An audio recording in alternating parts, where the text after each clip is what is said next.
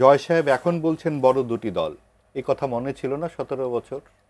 তখন যে বিএনপি জামাত কোনো কথা হলেই বিএনপি জামাত, এখন কেন বিপদে পড়লে বিএনপির কথা আলাদা করে বলতে হয়?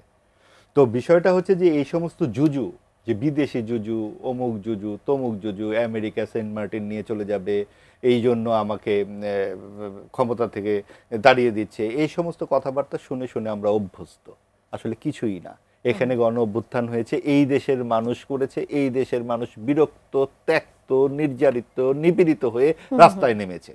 এখন যে এই ঘটনাটা ঘটছে সেটা হচ্ছে নির্বাচনটা নিয়ে একটা তালবাহানা চলছে, একটা ডাক ডাক গুড় পরিস্থিতি। আপনি দেখুন যে শুনলাম ডিসেম্বরের প্রথম সপ্তাহে তফসিল হবে, আজ কি শুনি কিছুক্ষণ আগে যে এটা দ্বিতীয় সপ্তাহে চলে যাবে।